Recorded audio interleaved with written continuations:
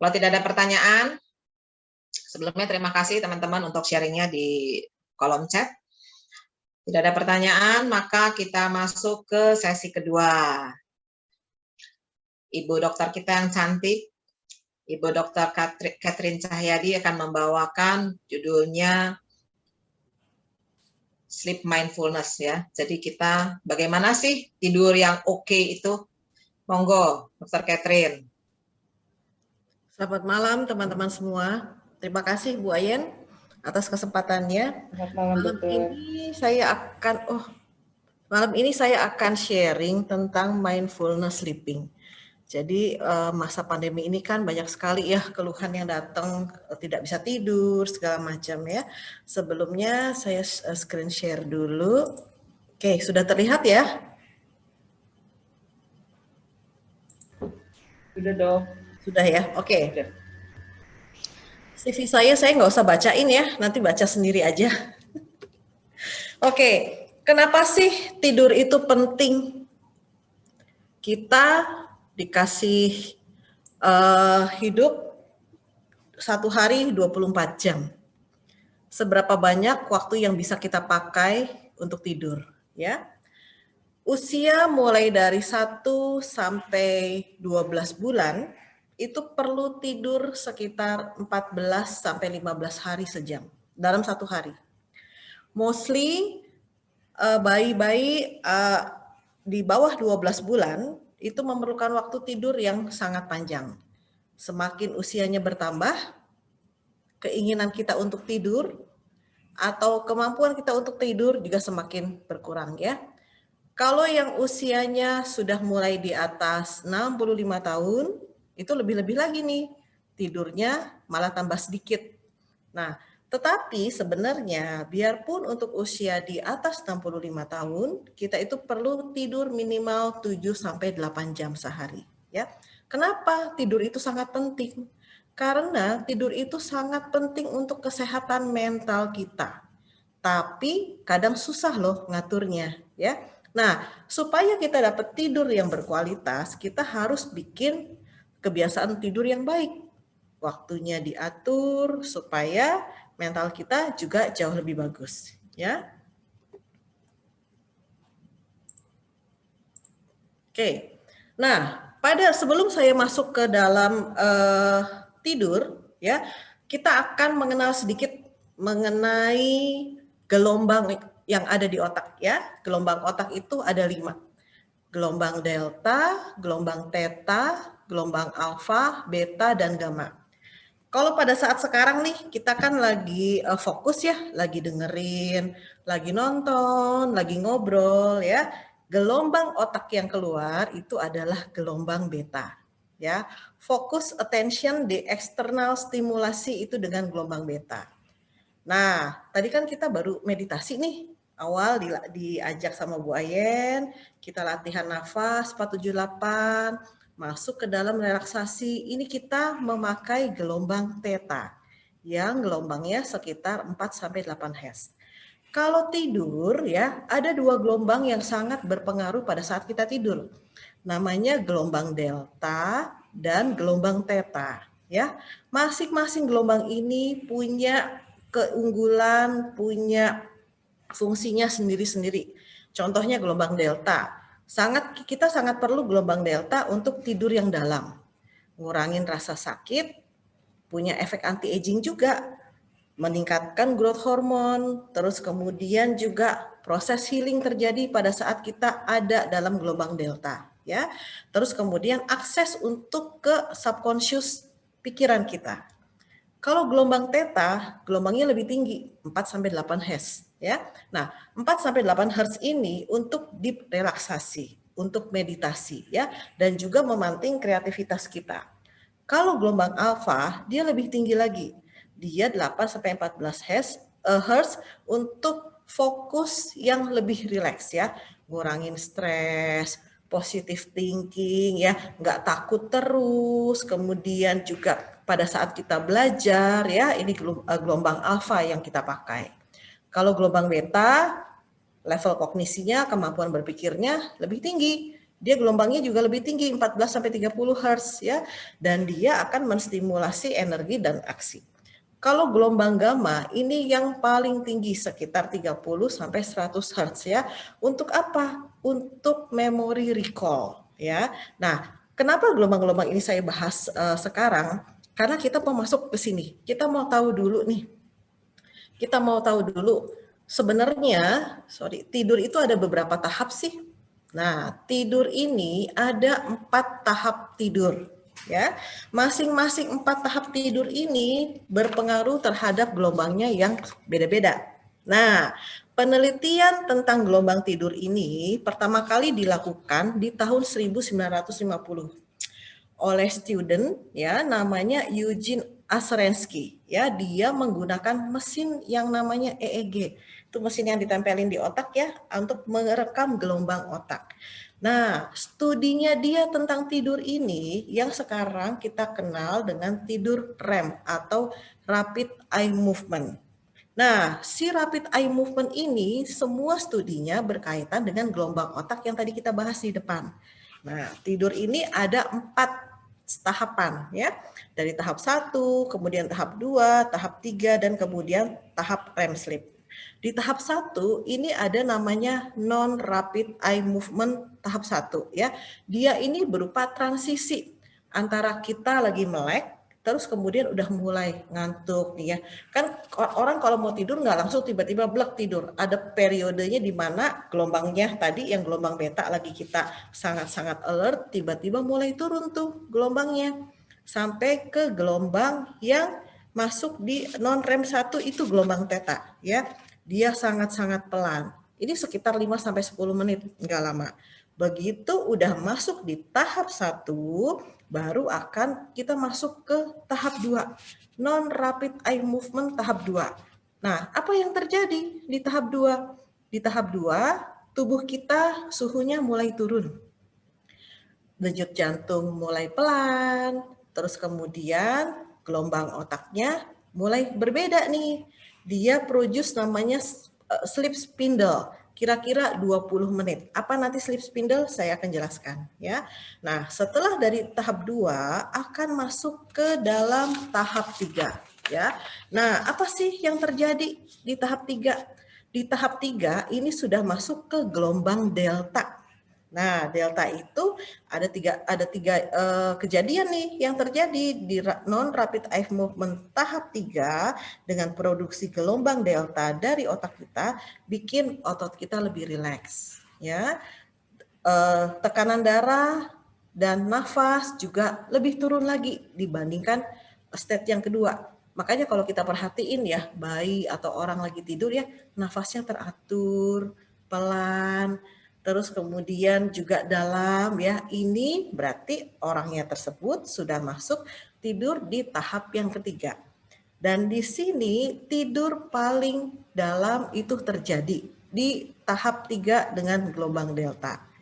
Nah, selama 3 tahap ini biasanya orang-orang atau kita itu akan lebih tidak responsif sama suara, tidak responsif dengan lingkungan ya. Kadang-kadang kalau mau dibangunin juga susah. Nah, kalau lagi dibangunin susah berarti dia sudah masuk ke dalam tahap yang ketiga. Nah, apa sih kalau REM sleep? REM sleep itu adalah rapid eye movement, di mana ini gelombangnya udah mulai naik nih. Ya, tadi kan yang tahap pertama mulai turun, tahap kedua turun, tahap ketiga yang paling rendah, ya. Nah, di tahap REM sleep ini gelombang otaknya mulai naik. Otaknya mulai lebih aktif. Bodinya yang tadinya rileks tiba-tiba mulai bergerak-bergerak ya. Dan di tahap REM ini mulai terjadi mimpi ya. Mimpi ini mulai terjadi di tahap rapid eye movement, di mana kalau kita lihat matanya itu gerakan matanya jauh lebih cepat ya. Karena kenapa? Otot aktivitasnya, aktivitas otaknya mulai naik ya. Nah, biasanya selama proses tidur itu nggak cuma sekali loh, nggak cuma sekali dari tahap 1, kedua, ketiga, terus kemudian masuk REM, tidak. Biasanya ada 4-5 kali dalam satu siklus tidur yang antara 7-8 jam itu bisa 4-5 kali kita masuk di tahap ini. Kan kadang-kadang kita terbangun nih, waduh lagi tidur enak-enak terus tiba-tiba mimpi. Begitu udah selesai mimpi, nggak sampai terbangun, terus kemudian tidur lagi dengan nyenyak ya. Nah, kalau misalnya ternyata ada salah satu tahapan tidur ini yang tidak terjadi, itu bikin tidur kita lebih light, tidak nyampe ke deep sleep. Apalagi kalau sampai tidak mimpi. Karena sebelum dapat mimpi, kita harus benar-benar jatuh ke dalam tidur yang sangat-sangat nyenyak ya.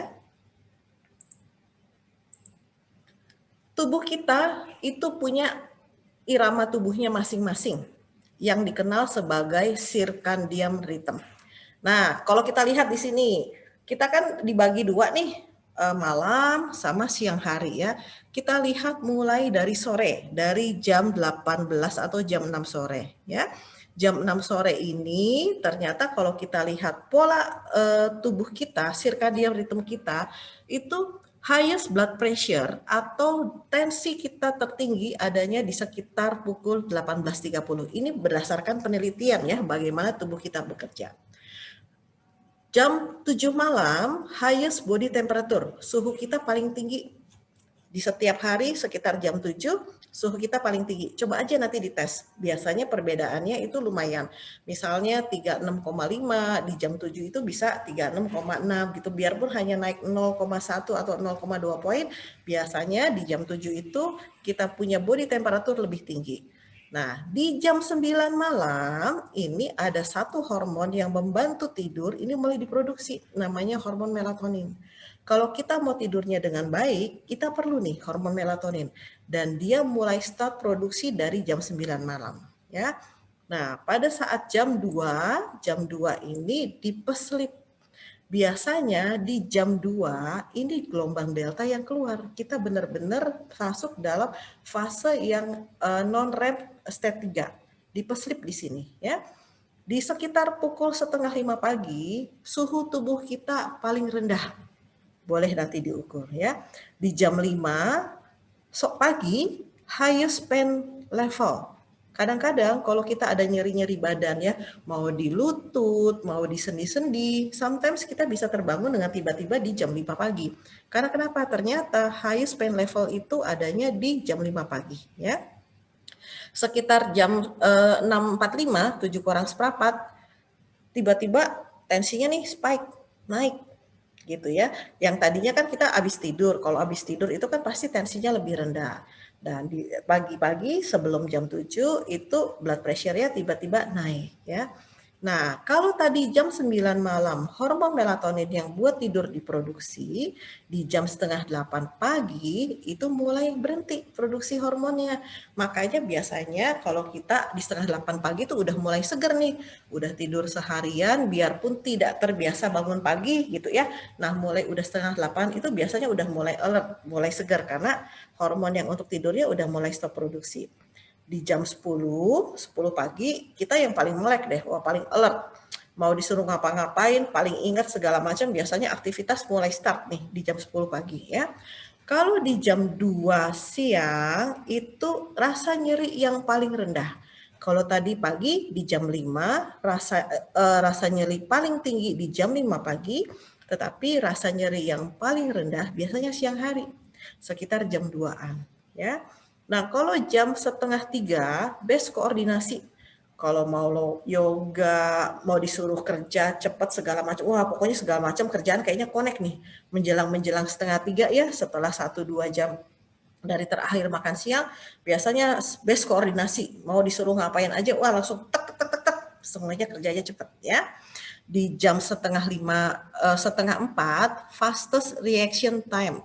Kalau disuruh ngapa-ngapain juga cepet nih, karena kenapa? Responnya paling cepat di sekitar pukul 3:30 sore ya. mulai jam 5 itu otot kita dan kekuatan jantung kita paling efektif di sekitar jam 5. Makanya kalau mau olahraga sore itu bagus nih startnya di jam 5 karena ototnya lagi kuat-kuatnya, koordinasi jantungnya juga lagi bagus di sana ya. Nah, kurang lebih tiap hari circadian rhythm kita atau irama tubuh kita kerjanya seperti ini.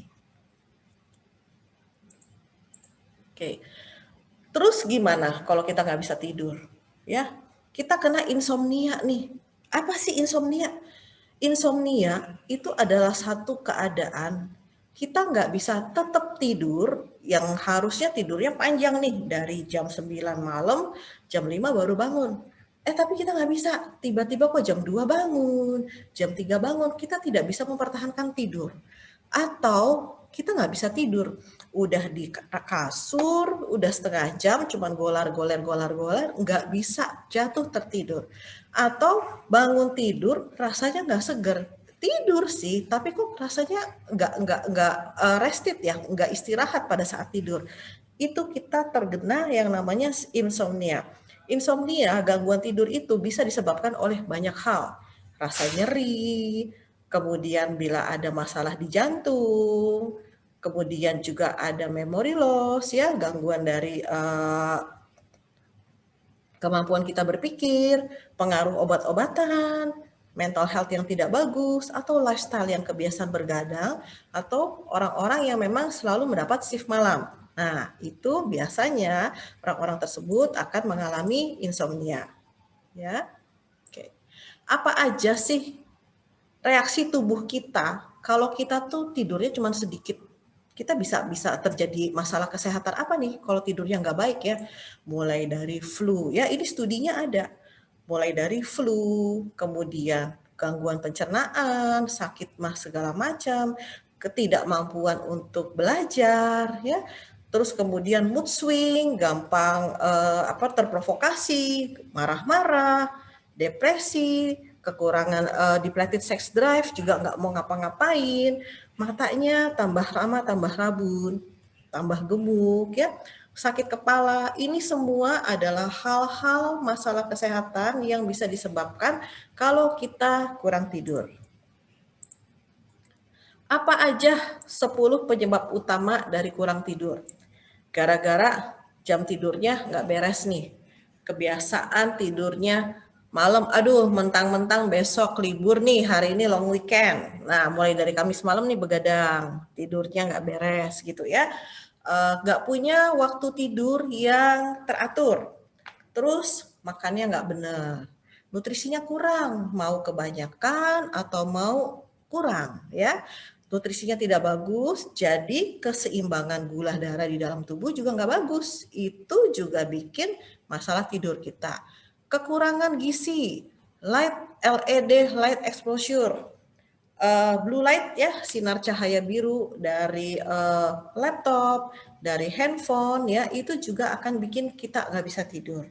Stres, chronic pain, sakit yang udah lama, sleep apnea, yang orangnya tidurnya ngorok, nggak bisa tidur dengan nyenyak ya, hiatal hernia dan heart palpitation, deg-degan terus, jantungnya deg-degan, atau si lambungnya bengkak ke atas, itu kondisi yang namanya hiatal hernia ya. Atau tiroidnya overaktif, orang-orang yang ada penyakit hipertiroid, denyut jantungnya tinggi, aktivitasnya tinggi, jadi bikin nggak bisa tidur. Atau ada masalah di pencernaan ya. Ini adalah 10 masalah utama yang terjadi pada gangguan tidur. Terus gimana caranya? Kita mau tidur kayak bayi, lu lihat bayi enak banget deh tidurnya ya, nggak keganggu, mau terang, mau gelap, mau berisik, mau enggak, bayi kalau udah tidur aja ya. Ada 4 top supplements ya yang bisa digunakan untuk tidur yang jauh lebih baik. Saya tidak akan membahas semuanya di sini ya. Pada bulan Desember tahun 2020 saya berbicara di grup Functional Medicine tentang Sleep Well for Better Health. Nanti link YouTube-nya akan saya sharing. Di sana saya lebih membahas lebih dalam tentang suplemen-suplemen yang diperlukan untuk tidur ya, tapi tidak di sini. Di sini saya hanya akan membahas tentang magnesium. Kenapa kok saya bahasnya magnesium ya. Oh, ternyata magnesium itu dia adalah master mineral dan dia bekerja untuk mensupport lebih dari 300 fungsi di dalam tubuh kita ya. Jadi magnesium ini adalah salah satu suplemen yang penting untuk support tubuh kita biar jalan supaya blood sugar-nya gula darahnya seimbang, sirkulasinya, tekanan darahnya juga seimbang ya. Itu semua dibutuhkan magnesium. Kemudian energi kita, produksi energi di tingkat sel itu juga perlu magnesium. Nah, si magnesium sendiri punya kemampuan sebagai calming nervous system. Kita jauh lebih relax, lebih tenang, nggak gerasa gerusu ya, lebih kalem, itu semua karena magnesium. Dan magnesium juga bisa bikin nyeri kita berkurang dan otot kita lebih rileks. Buat orang yang habis olahraga berat segala macam, pada saat kita mengkontraksikan otot, kan magnesiumnya ikut keluar. Nah, kita ganti magnesiumnya setelah habis olahraga. Jadi supaya otot-otot yang nyeri habis olahraga itu cepat hilang karena magnesium punya kemampuan untuk relax muscle, bikin ototnya lebih relax ya. Dan magnesium juga berkaitan untuk apa? Untuk bone density dan calcium balance. Kan waktu yang webinar lalu di Better Life saya pernah bahas tentang pentingnya vitamin ya, vitamin C, vitamin D ya. Nah, ibu-ibu, bapak-bapak pasti sudah pada pinter nih tentang vitamin D ya. Salah satu mineral penting untuk vitamin D ya, vitamin D itu harus bisa diserap, dipindahin dari dalam pembuluh darah masuk ke dalam tulang. Nah, si kalsium juga, kalsium yang kita makan itu baru ada di pembuluh darah. Dia kan perlu mobil nih buat mindahin kalsium, buat mindahin vitamin D masuk ke dalam tulang. Mobilnya apa? Salah satunya adalah si magnesium ya. Jadi kalsiumnya lebih balance dan tulang kita lebih kuat, lebih padat ya. Kemudian juga supaya otot-otot kita, ligamen, joint itu lebih fleksibel. Dan ini yang paling penting. Ternyata magnesium ini bikin deep sleep pattern-nya lebih banyak ya. Apa aja sih makanan yang mengandung magnesium? Banyak nih. Ada Swiss chard, ada spin, ada bayam ya. Kemudian juga susu juga mengandung magnesium, alpukat, pumpkin seed, garam Himalaya, garam yang warnanya pink ya, kacang-kacangan, dark chocolate. Nah, makanya kalau lagi nggak bisa tidur atau lagi nervous, sudah makanya dark chocolate. Jangan milk chocolate ya, dark chocolate karena magnesiumnya banyak di sana. Atau ikan yang ditangkap di laut lepas ya. Kemudian sprouts itu kayak kecambah ya, kecambah, terus kemudian si vegetable dan kopi juga ada magnesiumnya. Oke. Nah, apa sih 10 sign dari magnesium defisiensi? Lupa, headache, sakit kepala, nggak bisa pup, capek, tidurnya kurang, ototnya suka nyeri, suka kram, sakit sana, sakit sini, kepala sakit, otot sakit, punggung sakit, ya. Terus kemudian jantungnya, dejutnya nggak teratur, deg deg deg deg pelan, deg deg deg deg pelan. Numbness, kebas, semutan, terus waduh dikit-dikit marah nih, senggol bacok gitu ya. Nah, itu salah satu sign dari kekurangan magnesium. Terus herbs yang lain yang untuk bikin tidur kita lebih nyenyak adalah adaptogen. Adaptogen itu bagian dari tubuh-tubuhan ya untuk mengurangi stres. Dari ginseng, dari rhodiola, holy basil, cordyceps, mushroom resi, ashwagandha ya. Ini semua sebagai 550 hitung dulu. kalau suplemen ini bisa membantu untuk tidur kita jauh lebih bagus ya. Dan juga banyak herbal-herbal lain yang bisa meningkatkan tidur kita supaya kualitasnya lebih bagus ya. Kalau misalnya Anda ke toko, ke farmasi ya, di situ kan banyak banget tuh dijual suplemen-suplemen yang buat tidur ya, dari jamu-jamuan, biasanya saya tidak sebut merek ya. Nah, rata-rata si jamu-jamuan yang ditulis gitu untuk improve tidur kita, ini ada macam-macam nih. Ada yang mengandung valerian root, minyak lavender, juga ya ini kan kalau lavender Kita misalnya punya essential oil, kita bisa bantu tidur kita pasang essential oil yang mengandung lavender. Itu juga akan bikin kita tidurnya lebih enak ya. Passion flower, lemon balm, peppermint, ya, linden flower, cabinet. Nah, ini semua bisa digunakan untuk membantu kita tidurnya lebih enak ya. Termasuk sebelum tidur minum teh chamomile karena dia bikin rileks, kemudian kita jauh tidurnya akan lebih enak ya. Nah, ada melatonin ya. Melatonin ini adalah salah satu suplemen yang banyak dipakai untuk membantu tidur. Kan tadi waktu saya ngomongin circadian rhythm, saya kan ngomong tuh ada hormon yang bantu kita tidur yang diproduksi secara alami. Melatonin itu dihasilkan oleh tubuh kita ya dari kelenjar pineal yang ada di dalam otak sana ya. Nah, si melatonin kan tadi dibilang di depan diproduksi pada saat jam 9 malam ya. Ini udah mau jam 9 nih, sebentar lagi melatonin mulai berproduksi, makanya banyak orang yang mulai jam 9 udah mulai ngantuk nih, enaknya tidur karena melatoninnya mulai diproduksi ya. Sebenarnya apa sih melatonin? Melatonin adalah hormon tidur yang dihasilkan oleh tubuh kita. Semakin bertambahnya usia, produksi hormon melatonin kan semakin berkurang. Makanya gangguan tidurnya mulai ada. Kalau misalnya kita mengalami hal tersebut, kita bisa membantu dengan minum melatonin dari luar ya. Apa sih sebenarnya melatonin? Melatonin ini ada e-booknya yang dibikin oleh Dr. Jeff T. Bowles ya. Kalau misalnya mau nanti saya bisa sharing, ini sekitar 164 halaman. E-book ini ternyata penelitiannya melatonin itu nggak cuma sebagai hormon buat tidur aja, tapi juga sebagai hormon anti-aging karena dia bisa mereverse water restriction, juga bagus untuk kalori restriction ya, anti Alzheimer juga supaya nggak lupa-lupa. Terus kalau yang pria ternyata dia ada penelitiannya tentang supaya nggak botak gitu ya. Dan juga di halaman awal-awal itu dibahas tentang beberapa ada penelitian pasien yang baru menopause ya dikasih melatonin 1 tahun kemudian reverse menopause, reversal hormonnya jauh lebih bagus ya. Ini buku ini sangat menarik, cuman memang dalam bahasa Inggris. Jadi melatonin adalah salah satu suplemen yang sangat aman karena tubuh kita memproduksi secara alami ya. Oke.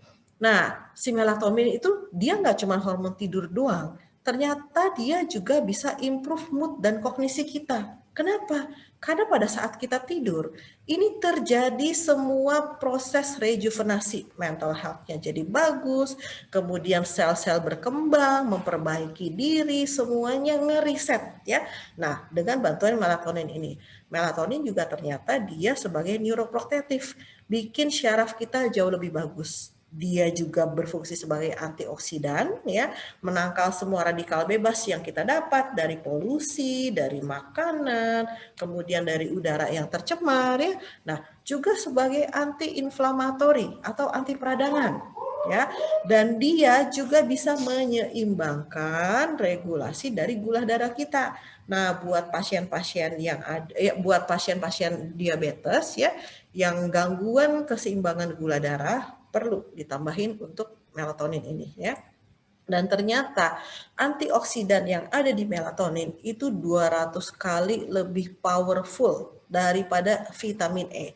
Kan kalau vitamin A, D, E, K itu juga termasuk salah satu antioksidan. Nah, melatonin ternyata penelitiannya 200 kali lebih tinggi daripada vitamin E. Dan dia juga posisinya lebih tinggi untuk proses detoksifikasi daripada glutathione dan juga vitamin C. Ya, jadi dia juga menawarkan gene protection. Jadi gen kita jauh lebih terarah dengan bagus ya. Ini penelitiannya saya ambil dari slide salah satu guru saya ya. Dan ini di sini saya tuliskan referensinya juga. Jadi buat para rekan-rekan dokter yang hadir, kalau mau tahu lebih lanjut dengan melatonin silakan. Nanti bisa dilihat referensinya ya. Oke, sekarang kita masuk ke bagaimana sih tidur yang bagus ini ya. Nighttime routine suggestion. Kan tadi udah ngomongin secara teori nih bagaimana tidurnya. Nah, saya mau kasih tips. Tips ini saya ambil dari Dr. Jokers ya. Nighttime routine suggestion-nya apa? Pertama, matiin semua elektronik. Kalau bisa, di kamar jangan ada TV. Ya, sebelum tidur take care your hygiene dulu, mandi dulu, bersih-bersih dulu, keramas dulu. Kalau tidur dalam keadaan yang bersih itu jauh lebih enak ya. Kalau bisa 5 menit sebelum tidur kita melakukan peregangan ringan. Tadi kita kan habis meditasi tuh, habis meditasi Bu Ayen kan ngajakin, ayo relax tangannya ke atas ya. Nah itu udah termasuk light stretching gitu ya. Jadi bukan stretching yang kayak yoga segala macam. Kita stretching aja sebentar ya, light stretching. Merilekskan otot-otot yang penat seharian bekerja, seharian ngurusin rumah atau seharian bepergian ya. Kemudian kita masuk ke terserah mau bikin jurnal boleh, mau meditasi boleh, atau mau berdoa boleh ya. Habis ini saya akan ajak teman-teman semua kita masuk ke sesi mindfulness sleeping. Meditasi sebelum tidur tuh bagaimana? Ada ilmunya, nanti saya share ya. Terus jangan lupa pikirkan 3 hal untuk disyukuri sebelum tidur. Dengan kita bersyukur, kita memikirkan, aduh hari ini saya bersyukur apa ya 3 hal. Itu bikin gelombang otak kita jauh lebih rileks. Jadi kita jauh lebih happy, pada saat kita lebih happy, kita lebih tenang, tidurnya akan jauh lebih enak ya. Spend time with family. Kalau lagi ada di rumah ya, dengan kita ngobrol sama anak, sama suami, sama pasangan, sama orang tua, itu akan bikin kita jauh lebih rileks ya. Spend time kalau ada family ya udah kita ngobrol ya. Deep breathing. Nah, deep breathing ini termasuk nafas 478 yang tadi kita latih di depan. Tarik nafas 4 hitungan, tahan 7 hitungan, buang 8 hitungan ya. Lakukan nafas 478 ini adalah deep breathing. Ini juga membantu untuk kita tidur ya. Atau kita enjoy some herbal tea. Tadi teh chamomile boleh ya, karena dia bisa bikin relax ya. Dan ini loh paling penting, share laughter with someone. Jangan lupa ketawa-ketawa dulu ya. Dengan kita bercanda, dengan kita membagi tertawa dengan teman-teman, mau via WhatsApp kek, mau video call, mau via Zoom, kalau kita habis ketawa-ketawa, perhatikan deh, tidurnya akan jauh lebih nyenyak. Oke. Apalagi yang kita bisa kerjakan? Saya mau kasih tips buat tidur yang lebih enak. Tipsnya apa? Kalau bisa nih, kamarnya rada dingin, nggak kepanasan. Karena pada saat tubuh kita jatuh dalam tidur, yang tadi saya bilang di depan non-rapid eye movement 1, non-rep 1, itu kan your temperature body-nya lebih turun. Ya. Kalau suasana kamarnya lebih dingin, menyebabkan tubuh kita suhunya lebih cepat turun, jadi lebih cepat jatuh ke dalam fase yang untuk tidur. Ya. Kalau bisa kamar kita tuh segelap mungkin, ya bikin kamarnya segelap mungkin. Kalau bisa kayak gua nggak ada cahaya itu jauh lebih bagus. Dengan kamar yang gelap, hormon melatonin yang tadi saya bahas di depan itu mulai bikin. Nah kalau ternyata pasangan kita atau kita tidur sama anak dan anaknya nggak bisa nih, belum terbiasa untuk tidur yang gelap, kita boleh pakai aja nih tutupan mata gitu loh. Ya kan sekarang banyak dijual tuh, apalagi dulu kalau misalnya pergi perjalanan jauh ke luar negeri pakai pesawat itu kan suka dibagiin cover mata ya. Nah itu juga ngebantu, tutup matanya untuk ngerangsang, untuk membodohi otak kita untuk oh ini suasananya gelap ya, karena dengan matanya tertutup suasana gelap, hormon melatonin ini produksinya jauh lebih bagus tuh. Nah kalau bisa 8 jam sebelum tidur hindari kopi kalau memang Anda ada masalah dengan kopi ya. Kalau saya termasuk yang tidak ada masalah dengan kopi. Mau minum kopi, habis ini minum kopi terus tidur aja. Tapi kan tidak semuanya seperti saya ya. Kalau ternyata minum kopi atau minum teh pekat bikin Anda terjaga, ya kalau bisa hindari 8 jam sebelumnya, jangan minum kopi ya. Jangan makan berat 3 jam sebelum tidur. Supaya apa? Supaya tubuhnya itu tidak terkonsentrasi di saluran pencernaan, bisa rileksnya ke tempat-tempat yang lain, bikin otot kita lebih rileks, neurotransmitter atau gelombang otak kita lebih rileks, jadi kita tidurnya lebih enak ya. Dan ini penting nih, get sun exposure during the day, jemuran siang hari, kenain tubuh kita ke matahari di siang hari. Kalau tubuh kita kena sinar matahari di siang hari, itu akan membantu otak kita untuk meriset. kita mengenali, kan tubuh kita kan tadi ada circadian rhythm tuh, pola tubuh untuk menyesuaikan diri siang sama malam. Nah, tubuh kita tuh punya sensor. Kalau kita siang harinya sudah terkena sinar matahari, pada saat malam dia akan nge-switch gitu. Jadi sangat ngebantu nih kita beraktivitas siang hari di luar ya, bikin tidurnya jauh lebih enak ya. Exercise regularly, rutin olahraga ya, tapi jangan terlalu malam. Nah, kalau misalnya kita olahraganya jam 5, kan tadi jam 5 dibilang ototnya lagi paling kuat nih, bagus buat olahraga. Ya, olahraga sekitar jam 5 sampai jam 6 ya. 3-4 jam sebelum tidur itu sudah cukup. Jangan sampai malam-malam banget ya. Avoid bright light after sunset. Kalau bisa, udah kita kan tadi siang kan udah terkena sinar matahari nih, tubuhnya sudah men-switch off. Sekarang dalam posisi yang sadar ya, posisi awake, kita kena sinar matahari. Begitu matahari sudah terbenam, usahakan kita tidak terkena sinar yang sangat terang supaya tubuhnya mulai ngeriset. Oh, ini dia mengenali nih, suasana sudah malam, semuanya lebih rileks, mulai turun semuanya ya. Dan kalau bisa kita mulai tidur ini sekitar jam 9 ya. Nah, itu semuanya sih sebenarnya tergantung kebiasaan ya, tapi semuanya bisa di-reset perlahan-lahan nanti. Oke, sekarang kita akan masuk ke mindfulness untuk insomnia dan sleep disorder. Banyak sekali pasien yang datang ke saya dengan keluhan, nggak bisa tidur dok, gitu ya.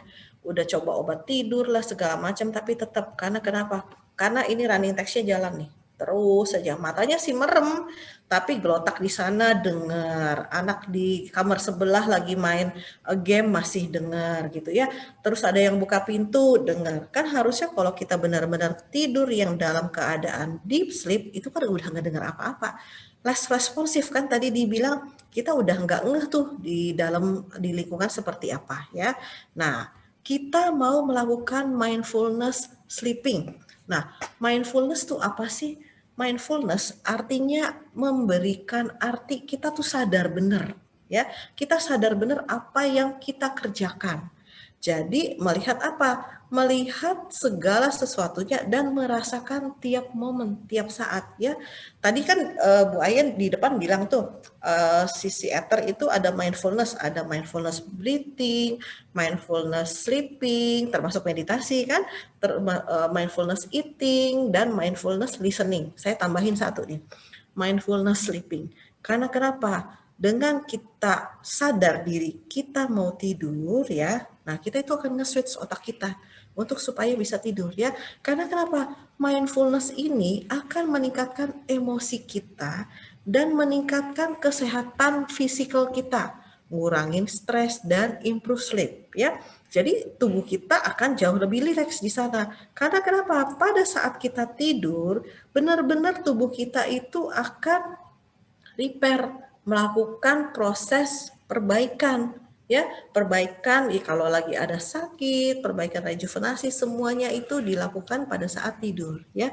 Jadi sebelum kita masuk ke dalam sesi mindfulness sleeping, kita usahakan dulu untuk meditasi. Meditasi itu apa sih? Meditasi itu kita fokus, kita aware, kita sadar ke setiap momen. Bukan berarti kalau mindfulness meditasi kita cuma duduk diam, kosongkan pikiran, tidak. Ya, itu bukan mindfulness meditasi. Yang kita ajarkan di sini ini semua saya ambil dari Institute of Functional Medicine, tempat saya menuntut ilmu ya.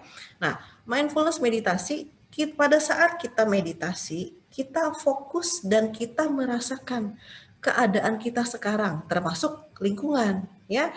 Kita sadar diri kita ada, emosi kita juga dirasakan ya. Jadi bukan berarti wah saya mau meditasi jangan ribut ya, nggak boleh ribut, jangan bersuara saya mau meditasi. Tidak seperti itu. Pada saat kita bermeditasi tetap kita rasakan panca indera kita, dengar oh ngeng motor lewat, kletek oh si mbak lagi nyalain kompor gitu ya, oh di ruangan sebelah suami lagi dengerin TV gitu ya.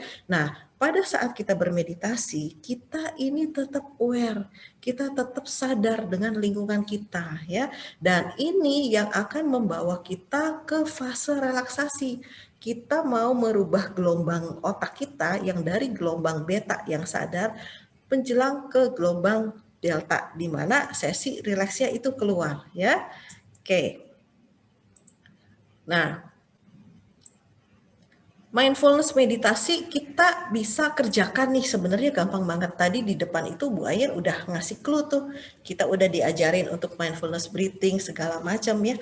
Nah, dengan kita melakukan meditasi, kita latihan meditasi setiap hari sebelum tidur, itu manfaatnya banyak banget.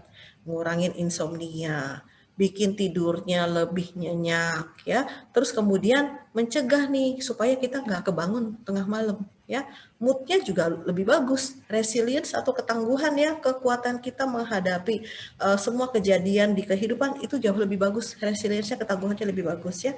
Dan kita punya energi lebih banyak di siang hari serta mengurangi kecemasan. Gimana caranya? Caranya gampang ya. Nah, how to get started? Pertama-tama cari dulu tempat di mana kita bisa rileks. Mau duduk, mau berdiri, atau mau tiduran juga boleh.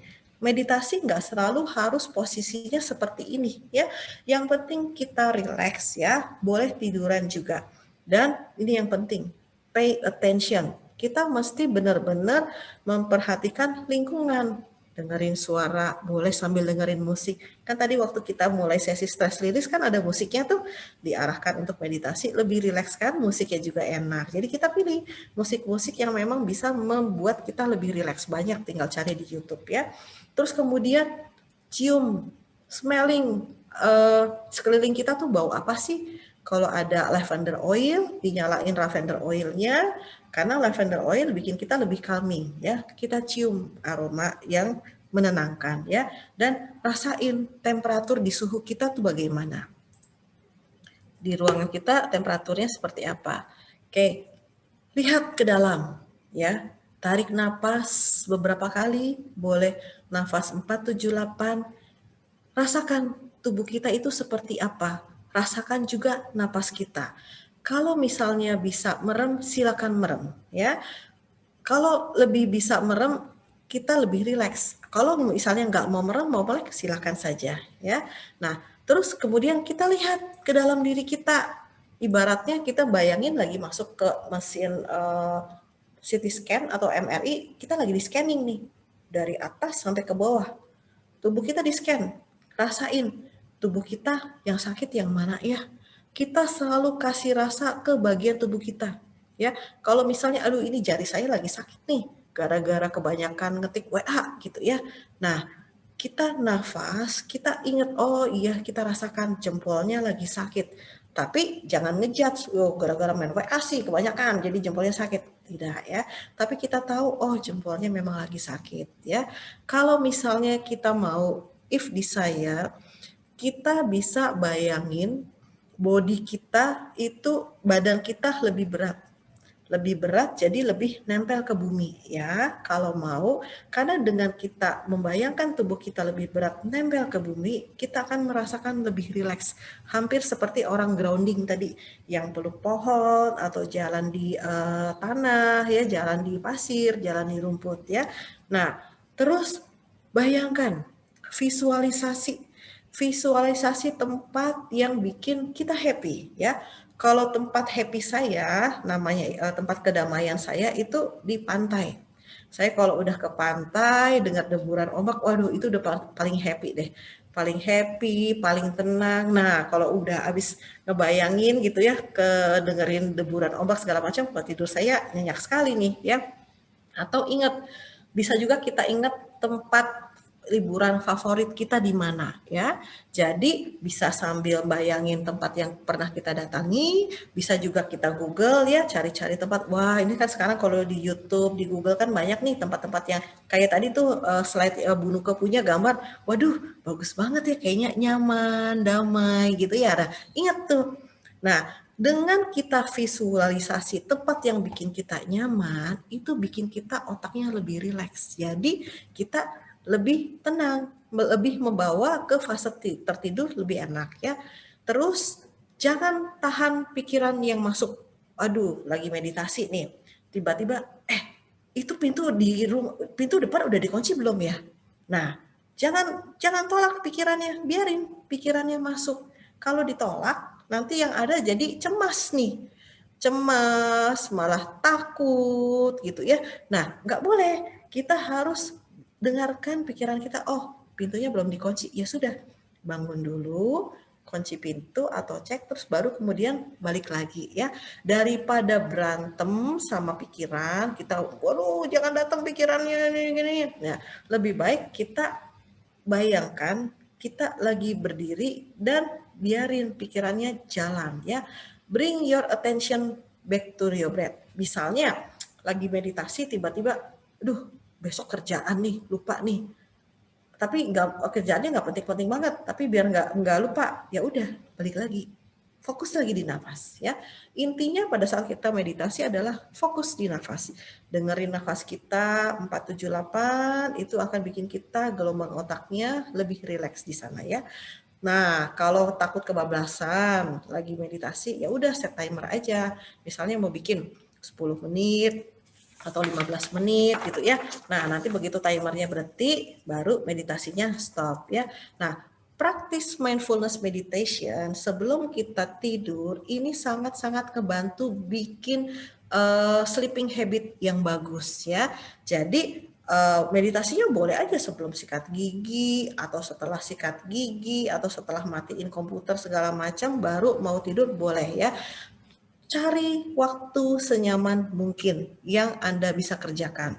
Bikin ini jadi rutinitas, toh nggak lama, paling cuma 10 menit, 15 menit ya. Kita bisa bikin gelombang otak kita lebih tenang, lebih enak, pasti tidurnya akan jauh lebih bagus ya. Jadi kita bikin sebagai mindfulness meditation part of your routine. Dirutinin tiap hari. Pasti nanti tidurnya akan jauh lebih enak ya. Oke, segini saja share dari saya. Silakan kalau ada yang mau bertanya, boleh.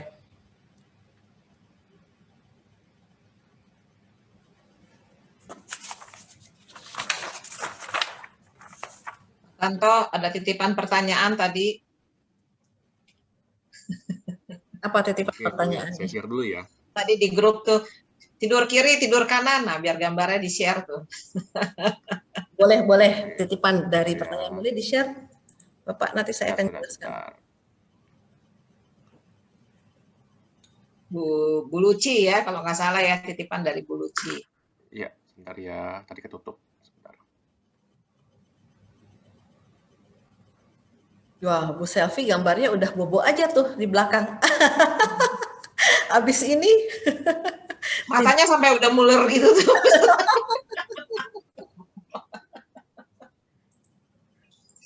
Saya problemnya tuh kok nggak pernah insomnia. Problemnya deh kalau kena bantal orang nggak susah bangun ya.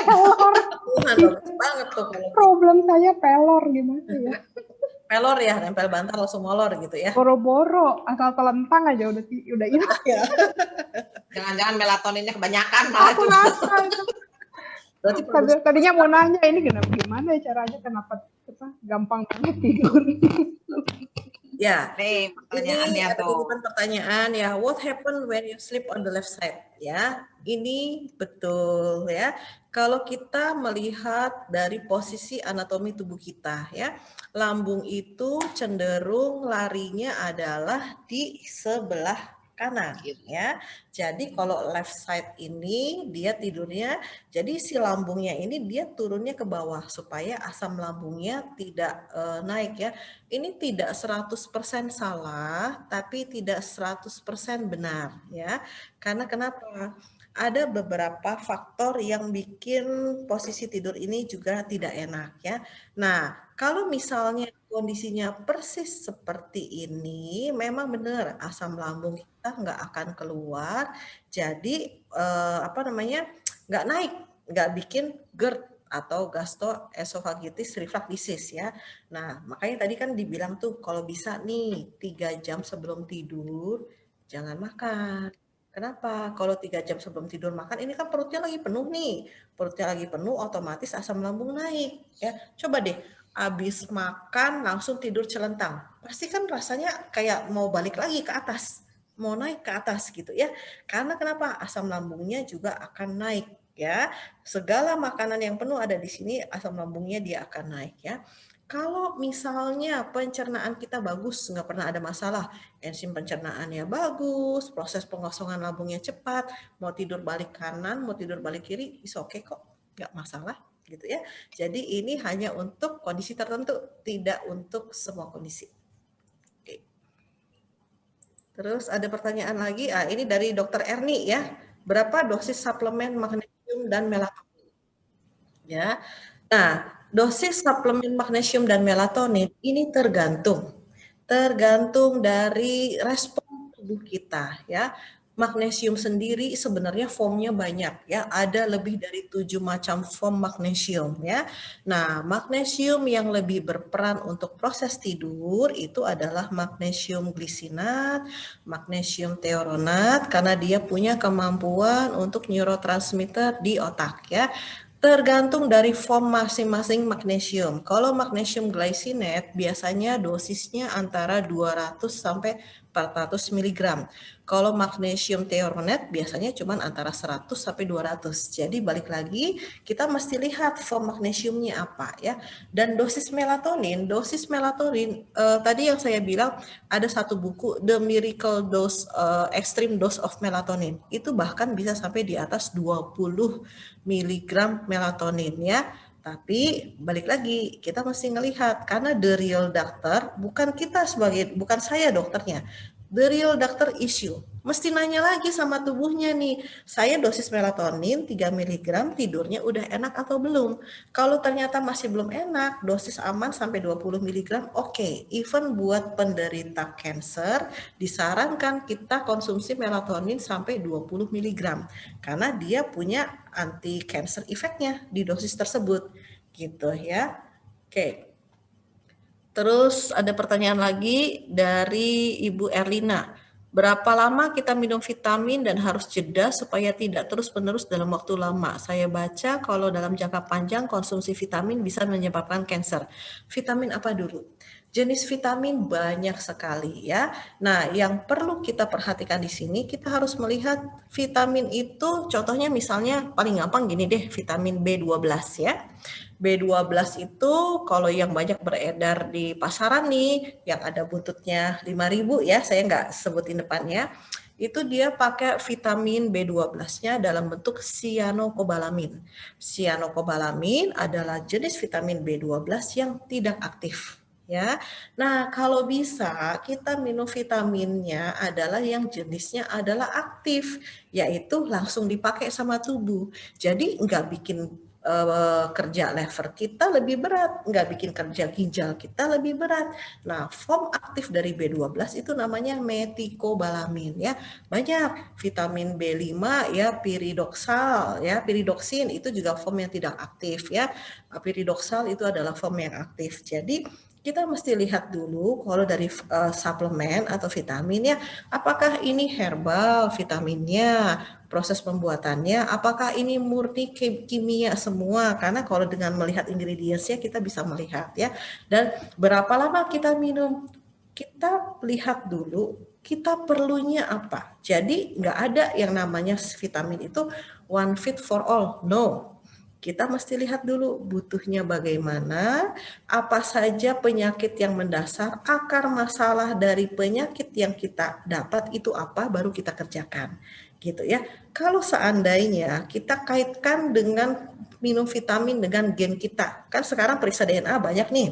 Nah, si vitamin-vitamin tersebut kita bisa melihat DNA-nya. Kalau ternyata gen kita ada defect namanya polymorphism, ada polymorphism berarti kan tubuh kita tidak bisa memetabolisme atau menyerap vitamin tersebut, harus disuplai dari luar jangka panjang. Nah, itu bisa long time gitu ya. Oke, semoga membantu. Ada lagi yang mau ditanyakan?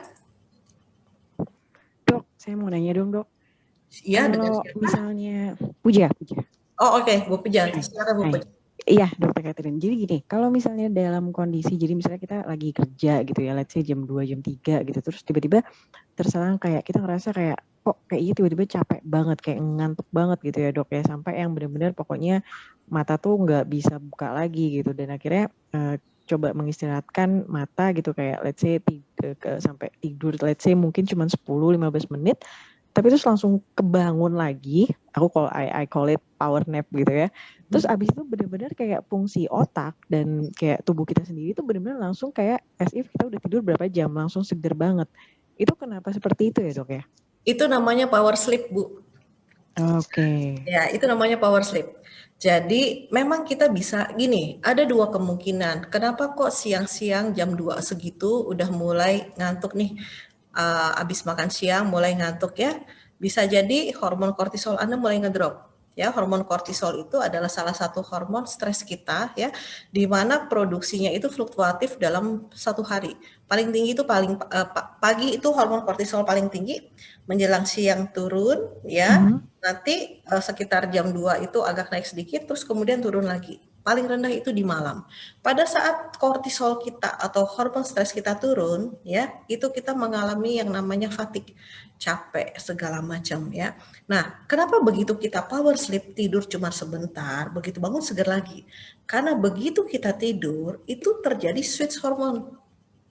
Si kortisolnya itu udah mulai naik lagi. Makanya biarpun tidurnya cuma sebentar ya, 10-15 menit gitu ya, begitu masuk, aduh kayaknya segar banget. Kalau misalnya kita benar-benar power sleep-nya itu jatuh ke dalam deep sleep. Kan tadi state 1, state 2, state 3 itu langsung ceret masuk ke state 3. Masuk ke deep sleep, nggak perlu waktu lama, tapi dia bisa ngeriset gitu ya. Deep sleep ini, power sleep bisa diajari Bu, bisa dipelajari di kedokteran psikiatrik, itu juga diajari tentang ilmu tidur, tentang ilmu power sleep. So kalau misalnya Bu Poja bisa dapat power sleep, that's your bless. Oke. Ya, thank you banget dok. Sering banget kayak gitu sih dok. Nggak tiap hari sih, cuman at least ya sempet berapa kali kayak gitu. Jadi memang habis 10 menit aja, 15 menit tutup mata, langsung dia kayak bangun sendiri gitu. Aku langsung bener-bener ngerasa, wow gila, gue seger banget ini. Langsung ready lanjutin kerjaan semua. Oke. Terima kasih penjelasannya Dr. Catherine. Ya, sama. Ada lagi yang mau ditanya? Ini udah mulai loyo nih, udah mulai jam 10, melatoninnya udah mulai banyak kan? Aja deh, bantu tanya deh, ini kira-kira ya. Kan ada orang yang malas makan suplemen, itu kira-kira magnesium sama melatonin bisa intravena nggak? Magnesium bisa intravena, di infus ya, tapi formnya beda Bu. Kalau di infus itu cuma magnesium sulfat ya. Jadi kan tadi magnesium kan jenisnya banyak nih, kalau melatonin belum ada. Gitu. Tapi banyak makanan-makanan yang mengandung magnesium dan melatonin alami. Tadi saya share-nya kan tentang makanan yang mengandung magnesium ya. Yang makanan apa aja yang mengandung melatonin belum saya share. Nanti saya share di grup ya. Ya, mau nggak mau oral ya teman-teman. Ya. Thank you Dr. Catherine. Yuk, siapa lagi yang mau tanya? Ini seperti masuk ke ruang klinik, kita bisa bertanya bebas sama dokternya. Banyak teman-teman dokter juga di sini yang bisa bantu jawab nanti. Tuh, keren. Apalagi nih, wah, banyak yang bisa bantu. Selamat malam dok, saya Mariani. Malam Ibu. Ya, saya mau tanya nih, kalau kan ada tuh klien-klien yang suka bilang pikirannya tuh nggak bisa berhenti gitu. Jadi dia susah sekali untuk tidur karena pikirannya tuh jalan terus gitu.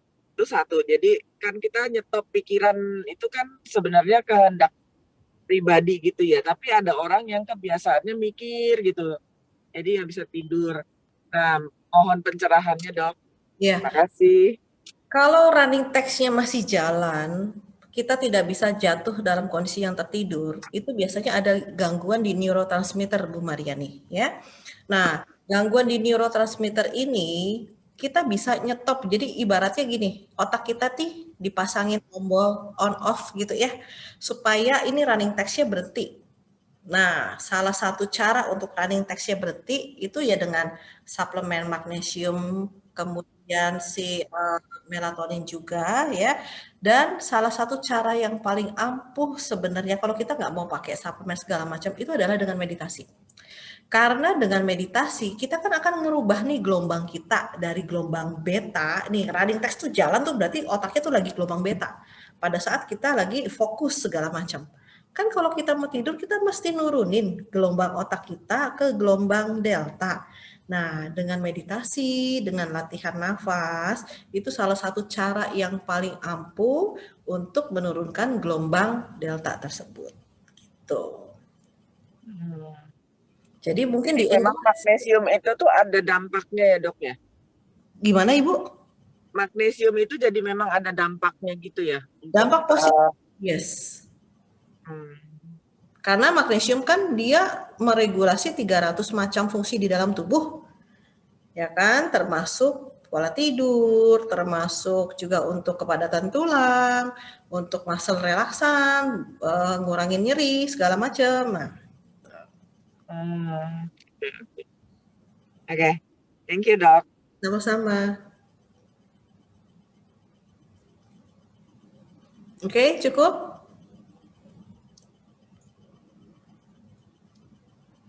Selamat malam dokter. Saya mau tanya dong. Iya, dokter boleh sharing nggak? Maksudnya magnesium kan banyak macam. Yang untuk tidur itu maksudnya yang apa gitu? Yang bagus gitu. Kalau magnesium yang untuk tidur itu biasanya yang formnya ada beberapa magnesium glycinate. Sebentar saya coba cari slide-nya ya. Oke, magnesium glycinate itu bagus untuk ini, untuk otak kita supaya lebih tenang di sana ya. Nanti saya akan share di grup Better Life ya, bentuk-bentuk dari magnesium, karena ternyata di laptop saya nggak ada nih gambarnya, adanya di handphone ya.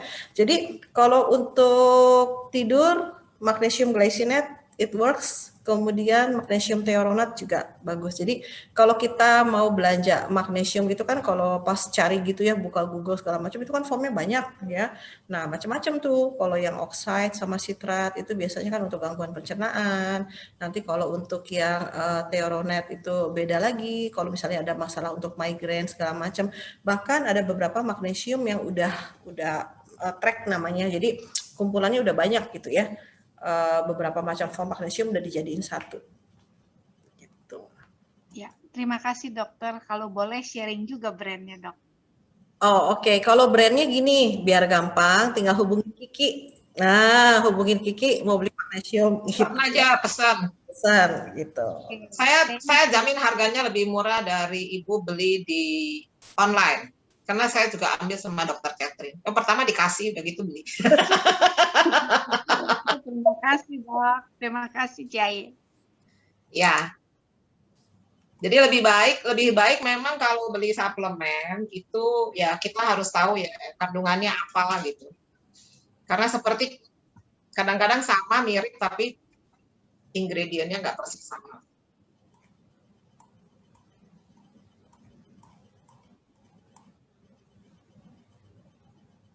Ayo teman-teman, ada yang mau tanya lagi?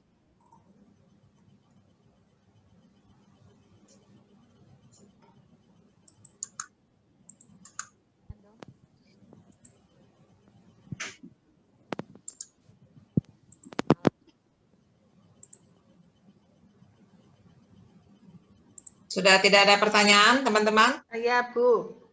Monggo, Bu Maria. Kalau melatonin, macamnya juga banyak. Enggak, kalau melatonin cuma satu macam, Ibu. Yang membedakan adalah formnya. Jadi kalau melatonin itu cuma satu, namanya melatonin saja. Dia beda dosis, ada yang 1 mg, ada 3 mg, ada 5 mg, ada yang 10 mg, itu yang beredar di luar ya. Kemudian ada yang sudah dicampur, enggak murni melatonin, udah dicampur dengan magnesium atau dicampur dengan yang lain-lainnya. Yang membedakan adalah bentuknya, ada yang berupa tablet, ada yang sustain release, ada yang longes, yang diemut kayak permen gitu ya. Jadi beda-bedanya di situ. Tapi kalau formnya sih enggak, semuanya sama. Kalau yang melatonin sama magnesium itu bagus gitu atau sendiri-sendiri? Kita nggak bisa lihat seperti itu, Bu. Jadi mesti dilihat dulu keperluannya apa. Gangguan tidurnya apakah karena produksi melatoninnya yang berkurang ataukah ada penyakit penyerta lain. Kan saya mesti cari tahu dulu nih akar masalahnya apa yang menyebabkan gangguan tidur. gitu. Apakah ada nyeri, apakah ada sugar imbalance, apakah ada vertigo, segala macam gitu. Jadi memang kita mesti melakukan pemeriksaan dulu nih, cocoknya yang apa gitu. Makasih. Sama-sama. Dokter nanya dong, Emil. Ya Bu Emil. Saya mau nanya kalau tidur tapi ngorok, itu pastikah tidurnya itu deep sleep? Tidak.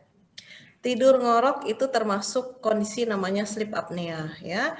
Karena ada gangguan dari masuknya udara ke dalam rongga paru-paru kita untuk pertukaran oksigen segala macam, itu pasti akan mengganggu proses tidur kita. Ya, karena pada saat ngorok atau sleep apnea ada satu periode di mana jantungnya berhenti dulu sekian detik. Jadi nggak konstan tuh. Nah, itu juga akan mengganggu irama tidur. Biasanya orang yang mengalami ngorok, ya, tidurnya nggak bisa nyenyak, nggak bisa deep sleep. Gangguan tidurnya ada. Ada obatnya atau vitaminnya kah, dokter? Kalau gangguannya karena sleep apnea, itu mesti dicari tahu dulu ini blokadenya di mana. Apakah karena amandelnya membesar, apakah lidahnya jatuh ke belakang gitu ya. Jadi ada tesnya Bu. Nah tesnya ini bisa nanti menghubungi klinik saya. Kita bisa melakukan tes untuk sleep apnea di rumah. Ya, nanti setelah dilakukan tes sleep apnea, kemudian akan direkomendasikan prosedur yang tepat sesuai dengan hasil dari pemeriksaan sleep apnea tersebut gitu. Jadi apakah memang karena gangguan anatomi, misalnya tadi saya bilang tonsilnya atau amandelnya membesar, lidahnya jatuh ke belakang, ataukah sleep apneanya disebabkan oleh yang lain gitu ya, apakah harus di refernya ke dokter THT ataukah di refernya ke dokter syaraf gitu. Jadi kalau memang sleep apnea, salah satu caranya yaitu kita melakukan pemeriksaan dulu. Ya, jadi pemeriksaannya itu pakai alat, tidurnya pakai alat dan direkam selama kita tidur sekitar 8 jaman. Jadi 8 jam ada alat nanti yang terhubung gitu, alatnya kecil kok dan itu portable. Nah, itu bisa dilihat. Nanti tinggal saya kasih konsul, oh ini Ibu masalahnya ngoroknya, sleep apnea-nya karena ini baru penyelesaiannya apa, seperti itu. Oke, thank you dokter. Ya, sama-sama. Dokter Catherine, boleh tanya? Boleh, Dokter Erni. Halo. Ya dok, silakan. Kliniknya namanya apa dok? Saya Triha ya? Dok, iya Triha Klinik. Triha Klinik ya? Iya. Alamatnya di mana dok? Ada di slide, nanti tinggal lihat di slide ya. Kalau enggak tanya Bu Ayen. Oh. Ya, oke. Tempat ngerumpi. Iya deh, oke, makasih.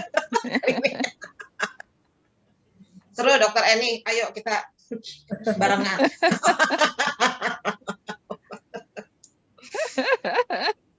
Seru ngumpul sama Dokter Catherine. Dapat sehat juga, dapat ketawa juga ya. Nah itu kan router tuh. Tadi kan saya udah bilang, yuk ketawa-ketawa dulu nih biar tidurnya lebih nyenyak. Ini ada lagi nih yang tanya nih, masuk pertanyaan. Kalau susah tidur dan minum obat tidur dampaknya apa ya dok? Kalau obat tidur, ini sambil saya jelasin, saya sudah share ya Bu, itu magnesium apa sih yang bagus tuh, yang tadi ditanyain, magnesium is best for you. Oh ya nih, thank you. Kalau minum obat tidur itu dia bekerjanya di neurotransmitter di syaraf otak kita langsung ya. Jadi kondisinya adalah dia memaksa tubuh kita, memaksa otak kita untuk tidur ya, menurunkan semua gelombang otak segala macam. Jangka panjang jeleknya apa? Karena ini dipaksa, berarti dosisnya yang akan ada adjustment. Mungkin yang awal-awal cuman perlu setengah tablet, kemudian naik jadi 1 tablet, kemudian jadi 2 tablet segala macam ya. Efek jangka panjang karena semua obat tidur itu dia bekerja langsung di susunan syaraf pusat, efeknya adalah ya otomatis kinerja dari otaknya, kinerja susunan syaraf pusat dan lainnya juga akan terganggu. Gitu. Jadi kalau saya pribadi, kalau pasien ada yang gangguan tidur, saya telah dulu nih cari tahu karena ini kan bisa diperiksa ya. Bisa diperiksa, kita berikan entah glisin, entah magnesium, entah melatonin, itu jauh lebih efektif biarpun dikonsumsi dalam jangka panjang dibandingkan dengan obat-obat tidur seperti itu. gitu karena efek sampingnya jauh lebih banyak.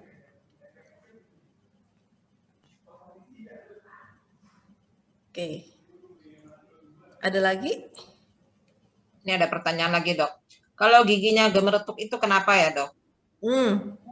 Ya, ada beberapa kondisi yang memang ini kalau gigi gemeretuk itu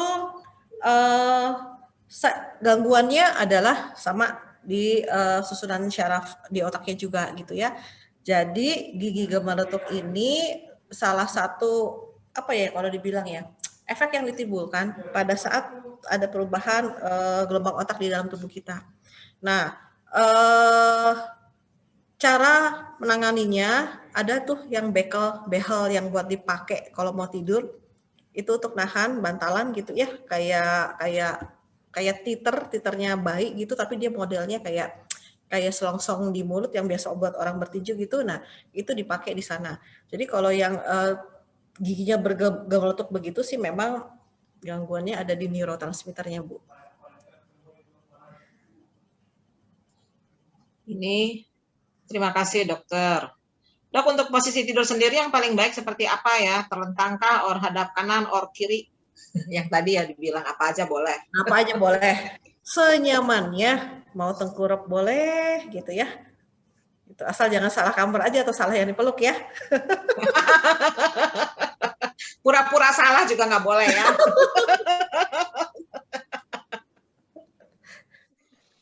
Dokter, kalau tidur itu mimpi, itu deep sleep apa enggak? Kalau green tea, efek syutingnya kurang ya Bu dibandingkan chamomile. Bukan, mimpi, dream. Oh, mimpi. Ini termasuk herbal yang bisa membantu tidur, betul? Karena dia rileks. Jadi kalau kita tidur terus mimpi, itu artinya kita deep sleep. Oh, mimpi. Saya dengarnya mimpi. Salah. Oke, gini. Mimpi ya. Tadi yang seperti saya jelaskan di awal di fase tidur, pada saat kita kan fase tidur ada dua tuh, yang namanya non-REM sama yang REM, rapid eye movement. Rapid eye movement itu kondisi kita mimpi ya. Sebelum kita jatuh bermimpi, kita harus ada di fase yang tidurnya nyenyak dulu, deep sleep dulu. Baru dia lari ke sana. Dan siklus tidur itu bisa berulang 4-5 kali. Jadi sebenarnya kita bisa mimpi 2-3 kali gitu loh. Mimpinya entah serial, entah nyamuk apa enggak, nah bisa. Gitu. Jadi kalau misalnya ibu tidak jatuh dalam mimpi, biasanya ada kekurangan satu vitamin B6 gitu. Jadi kita bisa melihat kalau ditanya ke pasien, ini saya tidur nggak pernah mimpi, oh berarti vitamin B-nya ada yang defisiensi nih gitu. Jadi dikasih B6 juga akan merangsang supaya jatuh ke dalam sleep yang REM. Jadi tidurnya lebih enak gitu Bu. Bagus Pak ada mimpi. Oh. Nah, terserah mimpinya mau diinget atau mau enggak, kan sometimes tuh begitu bangun, gue tahu gue mimpi, tapi mimpi apa nggak tahu, nggak apa-apa, gitu loh. Nggak harus kita mengingat mimpi kita, nggak harus. Oh di jurnal seru juga tuh mimpi loh di jurnal. Tapi kok saya merasa kalau tidur mimpi nggak nyenyak ya dokter. Kalau nggak mimpi malah kayaknya tidurnya enak, damai, tenang. Nggak selalu Ibu, kalau Ibu mimpinya mimpi buruk, mungkin tidurnya tidak enak ya. Kayak kalau happy, pasti bangunnya langsung glowing ting-ting. Mimpinya tergantung mimpi apa kali ya. Karena kadang kita bisa bangun kelelahan karena terlalu mimpi dikejar bulldog, nah itu kelelahan bangunnya. Kan ada juga orang yang mimpi sampai dalam mimpi dia nangis ya, sampai bangun dia masih nangis segukan loh. Yeah. Ada yang kayak gitu. Ya sampai bangun. Saya sendiri juga pernah dulu waktu masih kecil lah pernah begitu. Oh, kayak gitu. Selama ini saya salah, dokter. Bu Emil, mimpi 4 kali pun nggak apa-apa. Saya lagi belajar menjurnal mimpi saya, itu benar ada 4 kisah dalam satu malam. Berarti fase tidurnya 4 kali tuh ya, bagus. 4 jurnal. Nah 4 jurnal itu maksudnya bisa yang 1 ceritanya saya ingat, 3 saya ingat, 1 saya nggak ingat. Tapi misalnya jurnal keempat, oh saya cuma ingat ketemu si Anu, tapi ceritanya saya lupa apa. Itu bisa. Jadi di jurnal. Itu sebenarnya biasanya merepresentasikan dari kondisi psikologis kita dari jurnal, itu bisa tahu. Kalau iseng, boleh di jurnal. Tapi jurnal harus terus-terusan, jangan cuma sekali. Gak enak Bu Ayen kalau tidur mimpi buat saya. Cuma sering sih kalau mimpi, kalau dapat mimpi enak, mau bersambung bisa Bu Ayen. Nah, udah di request aja mimpinya yang enak, bawa rezeki gitu aja dah. Amin. Coba Bu Emil nanti cari suplemen yang B5 ya, peridoksal yang aktif. Nah, itu membantu kok untuk tidurnya jauh lebih enak. Dokter Pesan Kat, aja, pesan Bu Emi, ntar gampang. siap. Thank you dokter. Ya, sama-sama Bu Emil. Stoknya ada ya, Dok. Urusan suster saya yang tahu, saya nggak hafal. Ya, pokoknya ya nanti pesan sama Kiki pesan ke susternya Dokter Catherine ya, diinihin. Oke, teman-teman, ada lagi pertanyaan? Dokter, saya mau tanya, kalau kram itu penyebabnya apa karena kekurangan magnesium ya? Salah satunya. Salah Oke. satunya kekurangan magnesium. Jadi bukan penyebab utama ya Bu, kekurangan magnesium. Harus periksa darah ya? Mau periksa darah boleh, karena magnesium bisa diperiksa ya. Cuman memang yang akurat itu kan memeriksa magnesium di sel eritrosit, tapi itu susah. Tapi kalau di lab-lab yang ada di Jakarta atau di Indonesia itu bisa saja diperiksa. Jadi boleh saja dicoba kalau sering kram ya, karena sebenarnya bukan cuma magnesium aja, bisa jadi kalsiumnya kurang atau malah ada gangguan syaraf itu yang bikin kram. Gitu. Jadi semuanya ya trial harus dianalisa secara terintegrasi ya, yang bagus gitu. Ya, makasih Dok. Sama-sama Ibu. Ada lagi?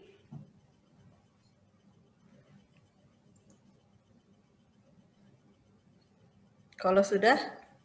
Senyap nih, udah jalan melatoninnya, udah iya mulai nih. tinggi nih.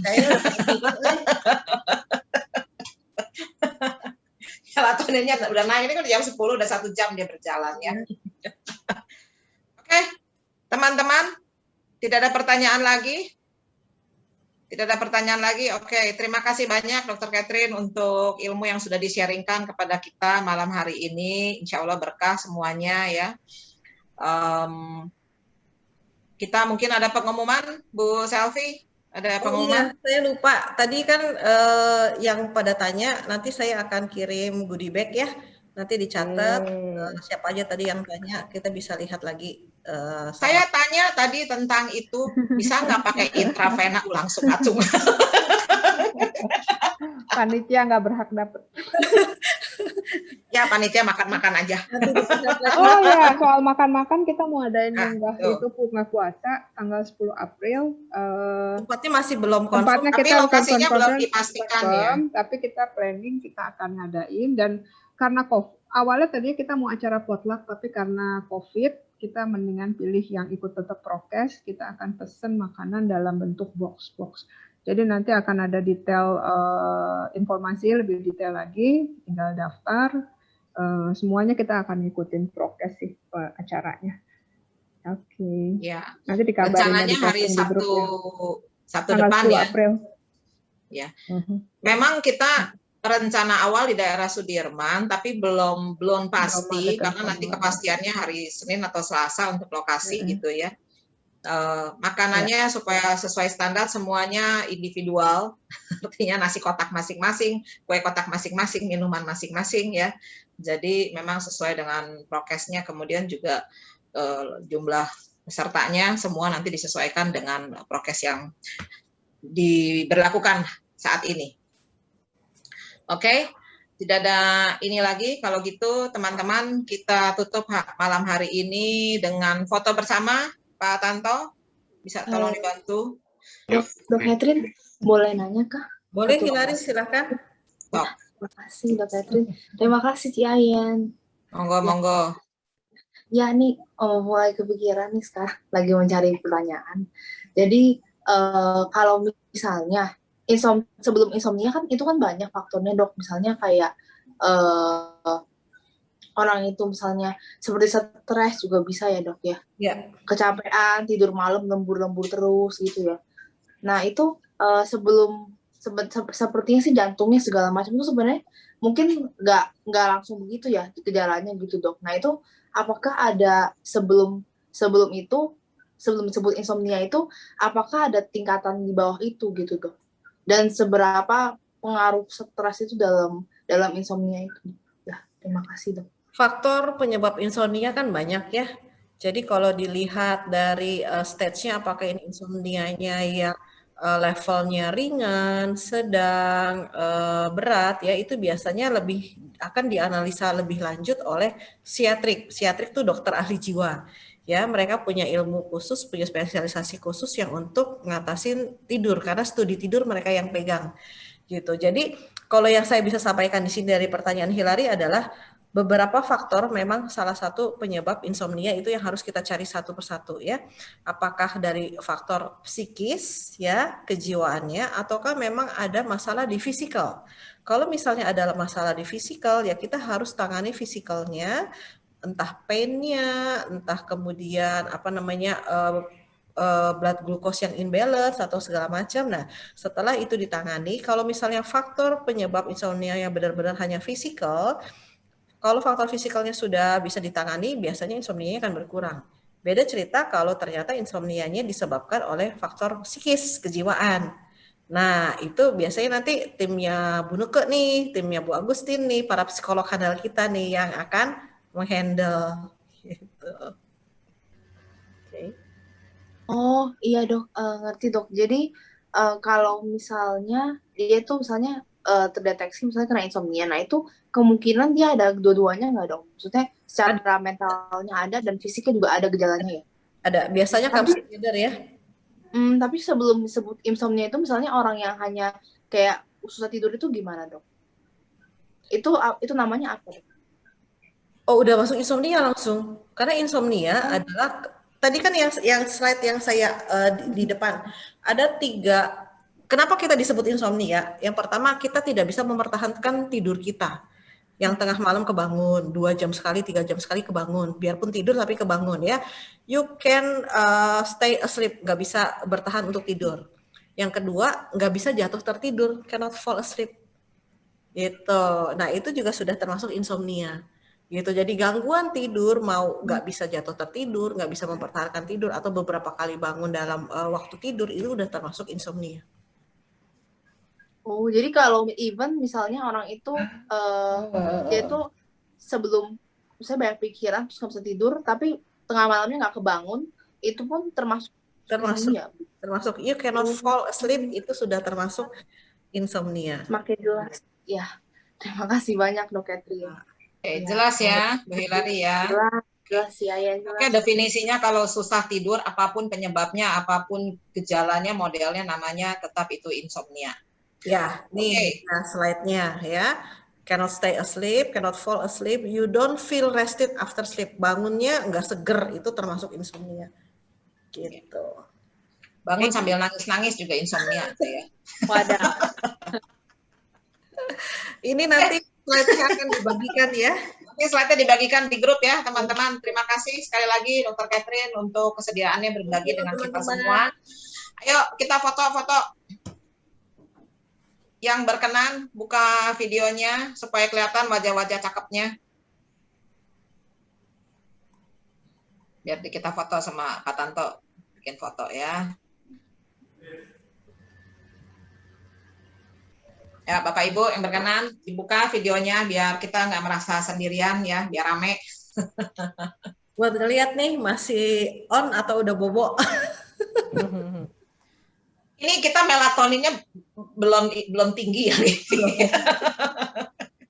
Atau kita ngoyo. Mesti beli dulu Bu Ayen. Oh iya. Oke, ya udah. Good point, Bu Agustin, good point.